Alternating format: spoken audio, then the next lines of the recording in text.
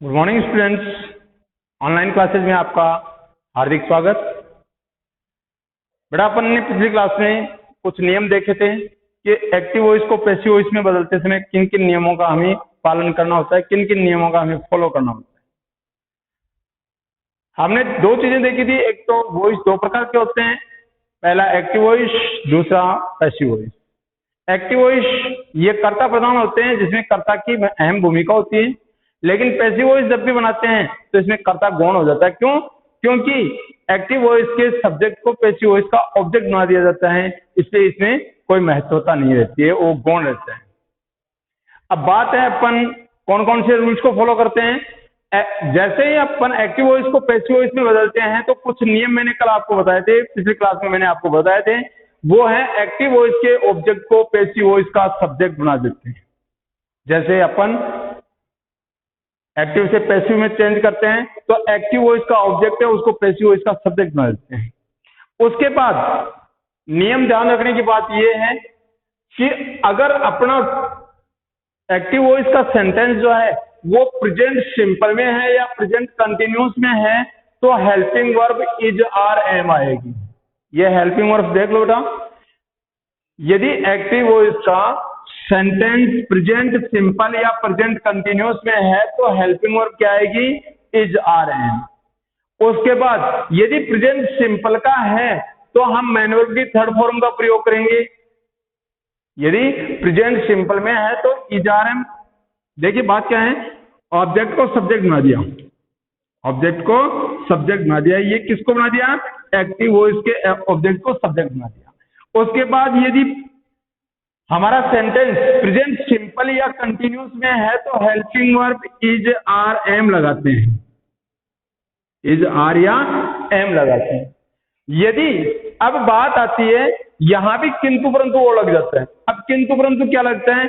इसमें भी ये होता है कि यदि हमारा ये सेंटेंस प्रेजेंट सिंपल का ही है तो हम मैन वर्ब की थर्ड फॉर्म का प्रयोग करते हैं।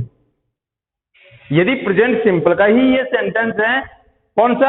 एक्टिव वॉइस वाला, तो प्रेजेंट सिंपल का सेंटेंस होने के नाते अपन क्या करते हैं? मैन वर्ब की थर्ड फॉर्म का प्रयोग करते हैं। जैसे सब्जेक्ट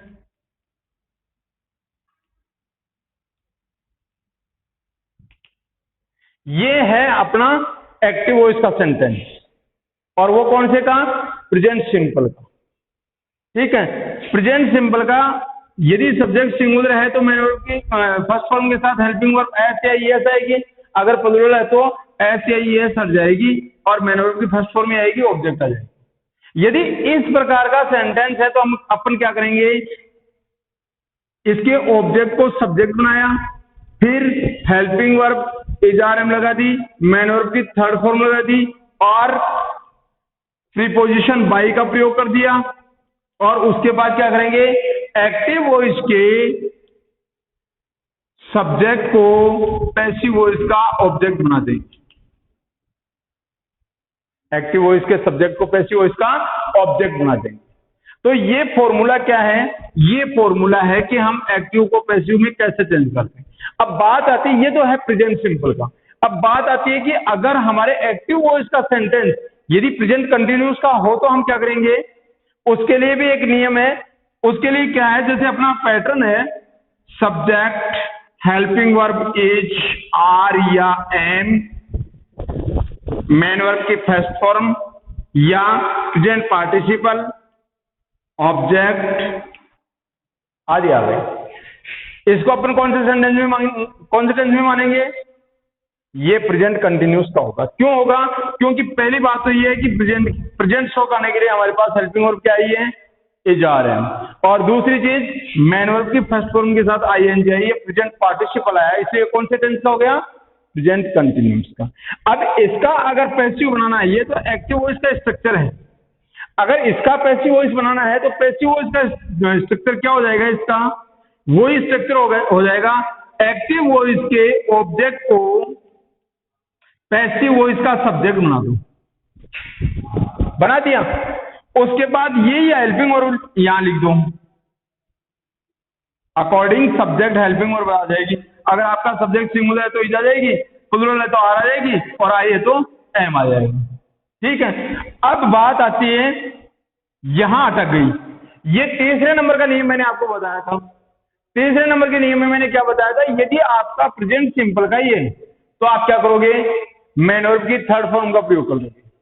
लेकिन अगर प्रेजेंट कंटिन्यूस का है तो प्रेजेंट कंटिन्यूस का होने के नाते आईएनजी फॉर्म को हम हटाएंगे और किसका प्रयोग कर देंगे, बीइंग का प्रयोग कर देंगे। किसका प्रयोग कर देंगे, बीइंग का प्रयोग कर देंगे।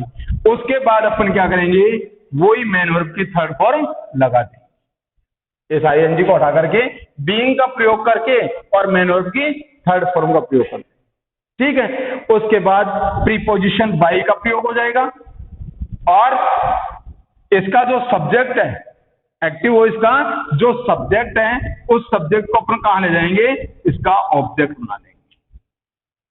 और यहां आते आते ये बात सुनिश्चित हो जाती है कि ये इसमें कर्ता जो है वो गौण होता है। पैसिव वॉइस जब भी बनाते हैं तो कर्ता गौण होता है, एक्टिव वॉइस जब बनाते हैं तो कर्ता प्रधान होता है। ठीक है। बात आती है पास्ट सिंपल की। अगर पास्ट सिंपल प्रेजेंट परफेक्ट की, यदि हमारा सेंटेंस एक्टिव वॉइस का सेंटेंस जो है वो प्रेजेंट परफेक्ट का है तो उसके अंदर उसका स्ट्रक्चर क्या होगा बेटा, उसका स्ट्रक्चर होता है, एक्टिव वॉइस का स्ट्रक्चर देख लो आप, subject according subject helping verb या तो है जाएगी या हैव आएगा। सिंगुलर है तो हैज और प्लूरल है तो हैव, और क्या आएगी, मेन वर्ब की थर्ड फॉर्म ऑब्जेक्ट। ये एक्टिव वॉइस का स्ट्रक्चर। अब पैसिव वॉइस का स्ट्रक्चर बनाएंगे तो क्या करेंगे, पैसिव वॉइस का स्ट्रक्चर बनाएंगे तो हम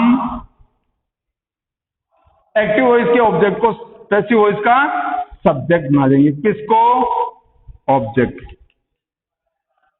ठीक है। उसके बाद हेल्पिंग वर्ब लगाएंगे। यदि ये सिंगुलर रहता है तो हैज बीन का प्रयोग हो जाएगा और प्लूरल रहता है तो हैव बीन का प्रयोग हो जाएगा।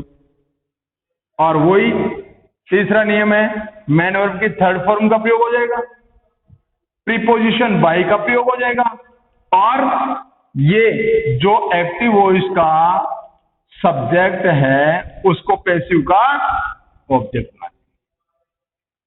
तो जितने भी टेंस ये सेंटेंस बनते हैं अपने एक्टिव वॉइस के जो सेंटेंस हैं उनको पैसिव वॉइस में चेंज करना होता है तो उनके लिए यही स्ट्रक्चर काम में आता है।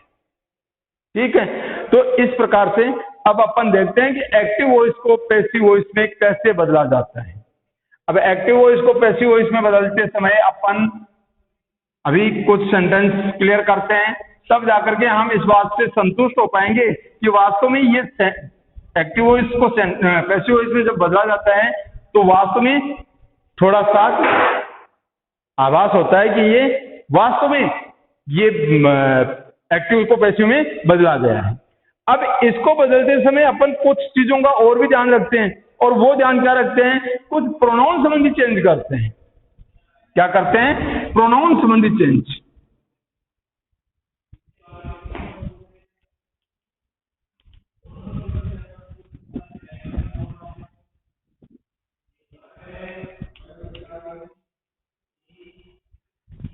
अब प्रोनाउन संबंधी चेंज क्या होता है, ये तो है कर्ता कारक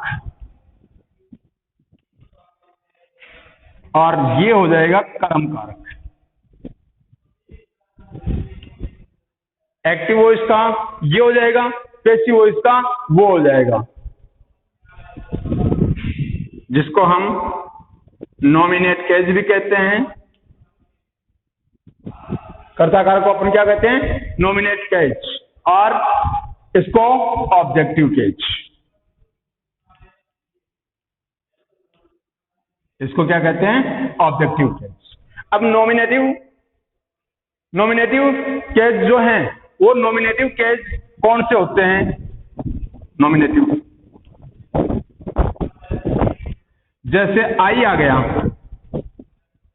जैसे आई आ गया तो कर्ता कारक क्या हो जाएगा, बाई मी। जैसे प्रीपोजिशन बाई का प्रयोग करेंगे तो आई को कहां से चेंज कर देंगे, मी में। अगर वी आ गया तो वी को कहां ले जाएंगे, अस में। यदि कर्ता वी है तो वी को कहा ले जाएंगे अस्वी। अगर यू है तो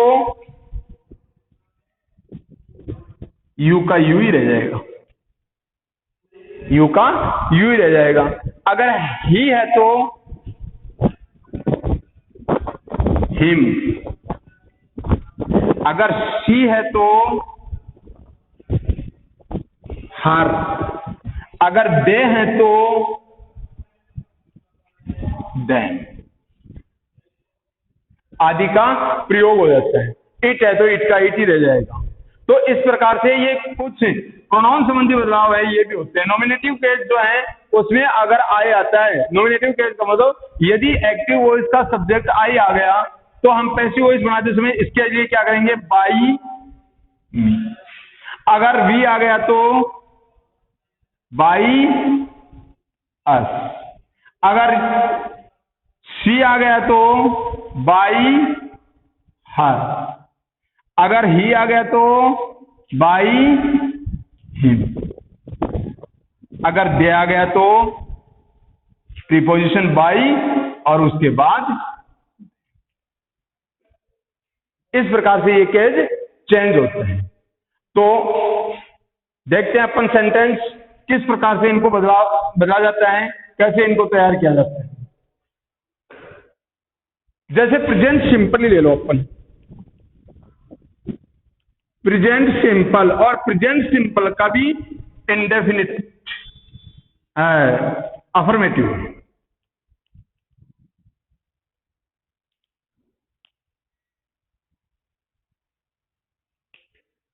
प्रेजेंट सिंपल के भी अफर्मेटिव सेंटेंसेस ले लेते हैं।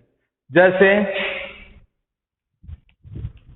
Ram eats an apple daily, Ram eats an apple daily, Ram रोजाना एक सेव खाता है। तो सबसे पहली बात तो यह है कि जैसे हम एक्टिव को पैसिव में बदलेंगे तो हमें ये दो तीन चीजें जो है ये क्लियर होनी चाहिए। हमारे इस सेंटेंस में सब्जेक्ट कौन है, मेन वर्ब और हेल्पिंग वर्ब क्या है, ऑब्जेक्ट क्या है और अदर क्या है। क्योंकि अगर ये चीजें अपन सब्जेक्ट को नहीं पहचानते हैं, हेल्पिंग वर्ब को नहीं पहचानते हैं, मेन वर्ब को नहीं पहचानते हैं या ऑब्जेक्ट को नहीं पहचानते हैं तो ये मान लो कि हमारा सेंटेंस गलत हो सकता है। तो सबसे पहले इनकी पहचान होना जरूरी है। और इनकी पहचान के लिए क्या है, इनकी पहचान के लिए यही है कि शुरू में जैसे